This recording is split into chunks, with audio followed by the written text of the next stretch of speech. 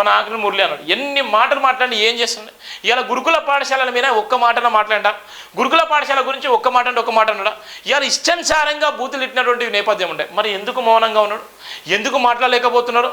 ఇవాళ ఉన్నటువంటి ఏ ప్రభుత్వం కోసం అయితే వస్తే, ఏ ప్రభుత్వంలో వస్తే ఇవాళ బతుకులు మారుతని చెప్పిన నేపథ్యంలో ఇవాళ మీ పదవుల కోసము ఇవాళ పక్కన మీద నిందలేసి పదవులు అనుభవించిన నేపథ్యం తీసుకున్నారు.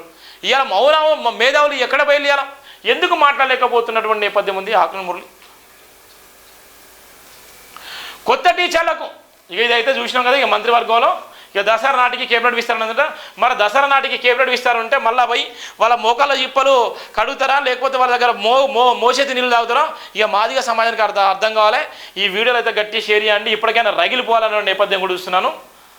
కొత్త టీచర్లకు 9 నియామక పత్రాలు ఎల్బీ స్టేడియం వేదికగా అందిస్తాం. టీచర్ ప్రొఫెసర్ ఉద్యోగం కాదు, భావోద్వేగం 1 నిష్పత్తిలో సర్టిఫికేట్ వెరిఫికేషన్ ప్రాసెస్